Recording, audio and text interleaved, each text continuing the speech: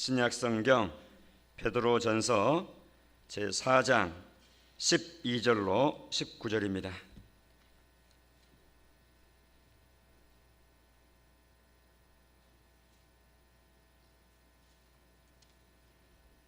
교독하십시다. 사랑하는 자들아, 너희를 연단하려고 오는 불시험을 이상한 일 당하는 것 같이 이상히 여기지 말고 오히려 너희가 그리스도의 고난에 참여하는 것으로 즐거워하라. 이는 그의 영광을 나타내실 때 너희로 즐거워하고 기뻐하게 하려 함이라. 너희가 그리스도의 이름으로 치욕을 당하면 복 있는 자로다. 영광의 영 곧 하나님의 영이 너희 위에 계심이라. 너희 중에 누구든지 살인이나 도둑질이나 악행이나 남의 일을 간섭하는 자로 고난을 받지 말려니와 만일 그리스도인으로 고난을 받으면 부끄러워하지 말고 도리어 그 이름으로 하나님께 영광을 돌리라. 하나님의 집에서 심판을 시작할 때가 되었나니 만일 우리에게 먼저 하면 하나님의 복음을 순종하지 아니하는 자들의 그 마지막은 어떠하며 또 의인이 겨우 구원을 받으면 경건하지 아니한 자와 죄인은 어디에 서리요. 그러므로 하나님의 뜻대로 고난을 받는 자들은 또한 선을 행하는 가운데 그 영혼을 미쁘신 창조주께 의탁할지어다. 아멘. 아멘. 베드로전서의 제1주제는 고난입니다. 특히 복음 때문에 받는 고난, 예수님 때문에 받는 고난, 그것을 기뻐하고 잘 견디라 하는 응원의 메시지입니다. 베드로전서로 오늘날 명칭되는 이 서신의 당시에 받아보는 수신자들은 누구였습니까? 소아시아 지역에 살고 있는 이방인 출신의 성도들입니다. 소아시아 지역이라 그러면 오늘날의 터키에 해당이 되겠습니다. 이제는 터키라는 명칭도 바꿨죠. 티르키예라고 처음에는 좀 낯설었는데 이제 서서히 더 귀에 익어지고 있습니다. 그 나라 이름이 티르키예라고 바뀌었습니다. 옛날 터키라고 하는 바로 그 지역이 성경에서는 소아시아 지역이라고 말합니다. 그러니까 이방인 성도들이 주로 구성원이 되어 있는 교회들이죠. 그 교회 수신자들입니다. 당시에 로마 다스리는 시대 1세기 불신의 세상과 많은 갈등을 겪고 또 비방의 말을 듣고 또 신체적인 고난과 박해도 당하고 오늘날도 다르지는 않죠. 정도의 차이는 있을 수 있지만 신자로서 겪는 많은 불이익과 고난, 조롱이 있잖아요. 그것을 오늘 본문에서는 12절에 불시험 이렇게 표현합니다. 불시험. 또 해볼까요? 불시험. 자, 불시험, 많은 불시험이 있는데 그런 고난 가운데 있었던 당시의 성도들이었다. 그래서 믿음을 부끄러워하지 말고 그래가지고 다시 믿기 전 이전 생활로 돌아가려고 하는 그런 유혹 앞에 넘어가지 말고 그것을 잘 대처해야 된다 하는 내용이 이 베드로전서의 주된 내용이라 그 말이죠. 물론 그 큰 제1주제 외에 또 이제 두 번째, 세 번째 다른 주제들도 있습니다만 가장 강조하는 주제는 그렇다라는 설명입니다. 그래서 결론적으로 한마디로 말하면 이 베드로전서를 읽으실 때 그런 내용을 이렇게 선 이해를 하고 바탕에 깔아놓고 읽으시라는 건데 고난 중에서도 소망을 가지고 인내하면서 이 불신 사회 속에서 이 선한 행실로 모범을 보이는 그런 성도의 길을 걸어가야 된다 하는 그런 지시가 되겠습니다. 그렇다 그러면 베드로전서 이곳저곳에서 우리에게 알려주는 이 고난이 갖는 유익이 있어요. 고난 때문에 주어지는 유익이 있다. 유익. 성도들에게. 그걸 이제 다양하게 설명을 하는데요. 첫째로는 고난 받는 것은 어떤 유익이 있느냐, 또 어떤 의미가 있느냐. 그것은 예수님의 고난에 동참하는 유익이다 그랬습니다. 예수님의 고난이다 그랬습니다. 베드로전서 4장 12, 13절 오늘 본문에 나와 있죠. 특히 13절에 오히려 너희가 그리스도의 고난에 참여하는 것으로 즐거워하라. 여기에 나타난 표현 그리스도의 고난에 참여하는 것 이렇게 말하고 있습니다. 신자로서의 길을 걸어갈 때 믿음의 까닭에 당하는 고난이라고 하는 것은 그것이 바로 예수님의 남은 고난에 동참하는 것이다. 예수님 가신 그 길을 뒤따라가는 것이다. 이렇게 말씀하면서 그것을 즐겁게 따라가라라고 이렇게 말씀합니다. 13절 하반절에 보니까 그 고난을 예수님의 고난에 참여하는 것을 즐거워해야 될 이유를 설명을 할 때 그의 영광을 나타내실 때에 너희로 즐거워하고 기뻐하게 하려는 것이다. 그의 영광이 나타내실 때 하나님의 영광, 우리 주님의 영광이 온전히 임하시게 될 때에 그 그리스도의 고난에 동참했던 그 남은 고난에 함께 역할을 감당했던 교회들도 신자들도 영광 가운데 임하시는 예수님의 영광에 동석하게 된다, 동참하게 된다 하는, 그러니까 미래적인 그런 소망과 희망을 품고 오늘의 고난을 잘 견디고 이겨야 된다 이렇게 말씀하고 있습니다. 고난 보시면 도망가지 마시기 바랍니다. 그리고 위축되지 마시기 바랍니다. 이길 마음을 품으시기 바랍니다. 하나님께서 응원하시는 내용입니다. 두 번째, 성도가 당하는 고난은 어떤 유익이 되는가, 어떤 유익이 있는가 할 때 오늘 14절 말씀에 근거하는데 그리스도의 영광에도 동참하게 된다 하는 일종의 보증수표와 같다. 우리가 믿음 때문에 고난을 당하게 될 때 그 고난은 우리가 예수님의 영광에 동참한다 하는 보증수표라고 말이죠. 14절에 그걸 말씀하고 있죠. 너희가 그리스도의 이름으로 치욕을 당하면 복 있는 자로다. 왜? 영광의 영, 곧 하나님의 영이 너희 위에 계신 것이다. 그러니까 하나님의 사람인 간접 증명이에요. 예수님이 요한복음에서 그런 설명을 하신 적이 있었죠. 너희가 세상에 속하였다면 세상이 자기 것을 사랑할 것이다.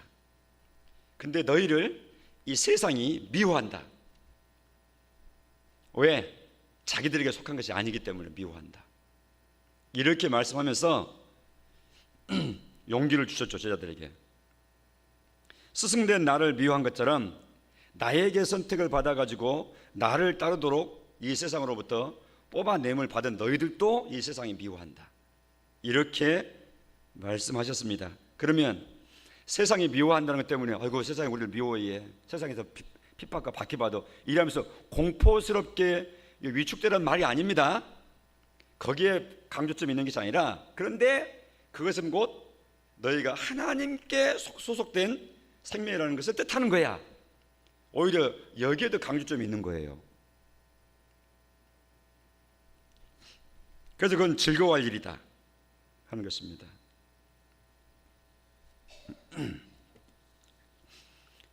거기 15절에 그랬죠.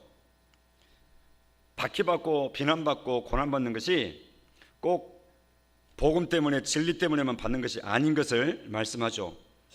그러니까 이렇게는 고난받지 말라고 지금 15절에서 말씀하는데, 살인이나 도둑질이나 악행이나 남의 일을 간섭하는 자, 그러니까 지혜 없게 간섭하지 말아야 될 일만 간섭하는 것이죠. 그렇게 지혜롭지 못하게 처신하는 것 때문에 고난받지 말아라. 그런 것 가지고 고난받을 일 아니다 그 말이죠. 죄된 문제, 부도덕한 문제, 비상식적인 문제 가지고 범죄 행위가 있어가지고 비난받을 건 당연한 거죠. 세상은 비난하죠. 우리가 그리스도인으로서 살면서 예수 믿는 사람인데 저렇게 나쁜 짓을 하네, 이런 비난 절대 받으면 안 됩니다. 이것이 바로 15절에서 하시는 말씀이에요. 너희가 그런 것들로 고난받으면 안 된다. 근데 고난 중에는 그렇게 해서 스스로 지혜롭지 못하고 범죄 상황 때문에 자초하는 그런 고난도 있다 그 말이죠. 근데 그거 말고 16절 그리스도인으로 고난을 받으면 그랬습니다. 부끄러워하지 말고 도리어 그 이름으로 하나님께 영광을 돌릴 제목이다. 예수님도 이 말씀을 하셨죠. 지금 이 서신을 기록하고 있는 베드로 사도가 아마 이 서신을 기록을 할 당시에 자기가 예수님의 제자로 이때로부터 약 한 30년 전에 예수님이 높은 산에서 산상설교를 이렇게 하실 적에 정말 마음에 감동적으로 들었던 그 예수님의 메시지가 아마 떠올랐을지 모르겠어요. 소위 말해서 팔복을 설명하시는 중에 바로 이런 내용이 있었잖아요. 마태복음 5장 11, 2절에 보면 나로 말미암아 너희를 욕하고 박해하고 거짓으로 너희를 거슬러서 모든 악한 말을 할 때에 너희에게 복이 있다. 12절 같이 읽읍시다. 시작. 기뻐하고 즐거워하라. 하늘에서 너희의 상이 큼이라. 너희 전에 있던 선지자들도 이같이 박해하였느니라. 아멘.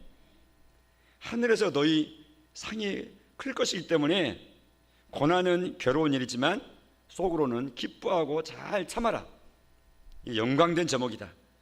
이렇게 주님이 그때 교훈하셨는데 사도 베드로의 마음 가운데 그게 다 녹아 들어져 있었던 것이죠.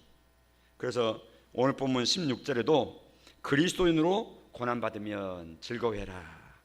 하나님께 영광 돌려라. 이렇게 말씀했다 그 말이죠. 자, 그래서 좀 두 번째 성도가 당할 때 고난 당할 때 그 유익이 뭐냐? 그것은 예수님의 영광에 동참한다는 확실한 보증수표다 하는 그런 유익, 그런 의미가 있다는 것이죠. 또 한 가지는 우리가 12절부터 읽었지만 같은 장의 1절 2절을 보면 고난받을 때 어떤 유익이 있냐를 설명해 주고 있는데 화면을 통해서 한번 확인해 보시기 바랍니다. 그리스도께서 이미 육체의 고난을 받으셨으니 너희도 같은 마음으로 갑옷을 삼으라.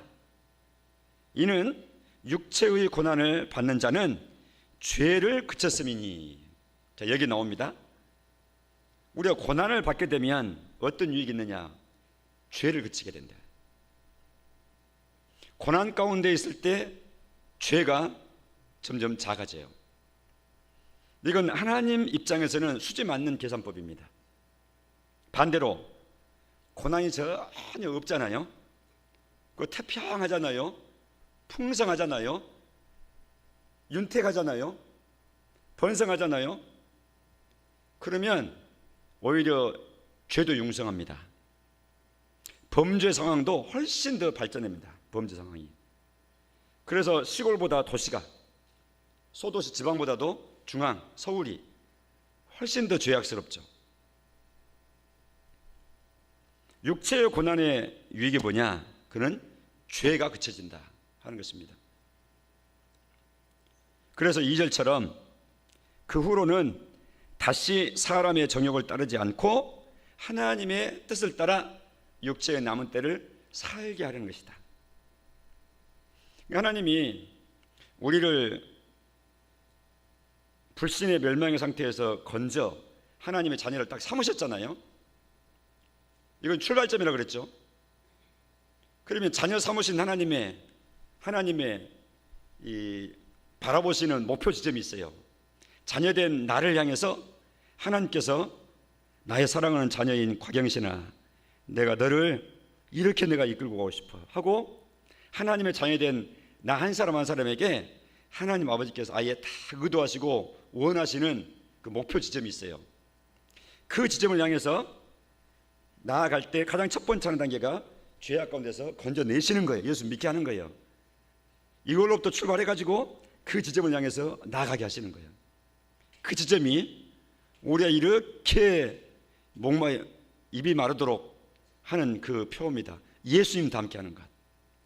예수님을 아주 표준 모델로 딱 내세워 오시고 하늘나라 모든 성도들 하여금 바로 하나님께 가장 합당한 분인 예수님의 모습을 각 사람에게 다 이렇게 성장케 하는 그 모습이죠. 그 모습을 하나님의 그 마음을 전달받고 이 지상생에 이 땅에서 살아가는 동안 하나님의 그 간절한 제 첫 번째 마음을 잘 전달받은 상태로 성도인 내가 내 입장에서도 하나님의 그 마음이 잘 전달되어져서 능동적으로 내가 예수님 닮아가야지 하면서 예수님에 대해서 배우고 또 기억을 하고 노력을 하고 기도를 하고 이러면서 예수 따라가는 그 길을 걸어가. 근데 안 되잖아요. 서다가 또 넘어지잖아요. 많은 좌절 속에 또 실망 속에 낙담 속에 그걸 또 하잖아요. 하나님 용기 주시고 또 응원하시고 또 하잖아요.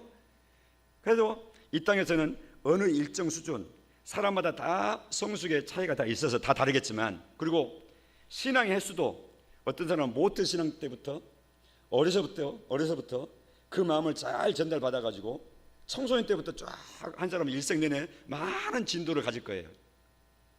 근데 어려서부터 신앙생활을 했다 할지라도 하나님의 이런 마음을 제대로 마음 가운데 전달받지도 깨닫지도 못한 사람은 그냥 세월은 길어도 별로 신앙 성숙 못하는, 예수님 인격을 별로 잘 따르지 못하는 그런 모습으로 또 그냥 있을 수도 있죠. 그리고 더군다나 어려서부터 신앙생활을 한 것이 아니라 인생 중간에 또 나이가 어느 정도 들어가지고 신앙생활을 하게 된 분들 같은 경우는 더더구나 이 마음을 바르게 잘 깨닫고 아주 힘있게 의미있게 이렇게 신앙생활을 그 일에 잘 초점 맞춰서 하는 것 아니면 좀처럼 예수 인격이 내 마음자리에 잘 이렇게 정착이 되기가 쉽지가 않다 그 말이죠. 그래서 건성건성 신앙생활 하기가 쉽습니다. 그러나 하나님은 먼저 시작하셨든지 나중에 시작했든지 간에 우리를 향하신 하나님의 간절한 소원, 그것은 그 아들의 형상을 본받게 하기 위하여 너희를 택하시고 부르셨다 하는 이 마음 알고 우리 예수도 함께 나가는데, 육체의 고난을 이렇게 경험하게 되면 예수님 닮아가는 것이 더 진도가 빨라져요. 그리고 더 세밀해져요. 그러니까 수지 맞죠? 우리는 괴로움이 많지만, 그래서 하나님은 우리를 이 땅에서 성장시켜 양육시켜 나가실 때에 많은 고난이라고 하는 것을 의미 있게 우리의 주변에 배치하고 또 경험케 하시면서 그 경험되는 그것을 의미 있게 잘 신앙으로 소화해서 재가공을 해가지고 신앙이 유익되게 올라타고 짚고 넘어가고 성장하고 하도록 우리에게 허락하신다 그 말이죠. 누가 그래요? 예수 믿는데 고난이 많네. 예수 믿으면 고난이 없는 게 아니라 고난의 의미와 목적이 새로워지는 겁니다. 이 땅에 사는 동안에 고난이 없는 때는 없는 겁니다. 항상 고난이 있습니다. 사람마다 고난으로 느끼는 정도는 또 다 차이가 있을 수 있어요. 왜냐하면 견디는 힘이 내성이 또 다 다르니까. 어떤 사람은 5 정도로 느끼는데 어떤 사람은 1 정도로밖에 안 느끼고, 어떤 사람은 아예 무시하고 안 느껴요. 어떤 사람은 그걸 한 100처럼 크게 느껴요. 그러니까 사람마다 다 느끼는 정도가 다 달라요. 그것은 그 사람의 신앙 성숙의 정도에 따라서 다 다릅니다. 그래서 이 땅에 이 많은 박해와 고난과 따돌림과 다양한 부분에 우리를 자극하는 이런 많은 여러 종류의 고난들 속에서 죄악을 그치고 이 세상 욕심 따라 살아가지 않고 점점 더 예수님 따라가는 이 참 인간상, 하나님이 의도하시고 목적 삼는 바로 그 지점을 향해서 나아가도록 하는데, 이 하나님께서는 이 고난을 뒤집어서 유익되게 반드시 그렇게 사용하신다. 그래서 어떤 목사님은 이런 내용들을 압축해서 표현하시기를, 신앙생활이라고 하는 것은 고난 학교에 입학한 것이다, 이렇게 표현하시기까지 했어요. 그전에는 고난 그러면 그냥 잊어버리고 있으면 아이고 그냥 별 의미 없이 그냥 견디고 참고 인간적으로, 그러고 끝나고 나면 다 잊어버리고 했는데, 이제는 이런 내용들을 깨달아가면 깨달아갈수록 하나님께 초점 맞추고 예수님 모범을 바라보면서 이 고난을 신앙으로 재해석하면서 이기고 성숙해가고 하는 이런 능동적이고 성숙한 자세로 나아가게 된다 그 말이죠. 이 고난학교 입학한 학생이 실력이 늘어가게 될 때 나타나는 심적인 그런 성숙의 표징들입니다. 자, 오늘 여기까지만 하도록 하십시다. 앞으로 베드로전서를 이렇게 읽으시게 될 때 고난에 초점 맞춰서 읽으시기를 권면을 드리고요. 오늘 정리했던 것처럼 성도가 당하는 고난의 유익 제가 세 가지로 또 정리를 했습니다. 그것은 예수님의 남은 고난에 동참하는 유익이다. 두 번째로는 예수님이 고난을 통해서 영광을 받으셨는데 바로 그 영광에 동참하게 된다는 일종의 보증수표와 같다. 그리고 고난이라고 하는 것은 성화의 길을 걷게 해서 예수님을 닮아가게 한다. 즉 죄악을 그치게 한다 하는 이런 고난의 유익이 성도들에게는 있다 하는 것을 기억을 하시면서 이 땅에 어떤 고난이든지 바로 이것을 바탕에 깔고 그 고난을 타고 넘어가는 데에 최선을 다해서 늘 승리하시는 우리 모두가 되실 수 있기를 바랍니다. 기도하겠습니다. 하나님, 베드로전서를 통해서 우리가 유익을 누리고자 합니다. 주신 서신 따라 우리가 읽을 때 하나님 고난의 바른 의미들 마음 가운데 잘 자리해서 평생 사는 동안 끝없는 고난 가운데 우리가 늘 접하면서 살게 될 터인데 이기는 자, 승리하는 자로 걸어갈 수 있도록 믿음과 능력으로 늘 새롭게 하시고 성숙시켜 주옵소서. 예수님 이름으로 기도합니다. 아멘.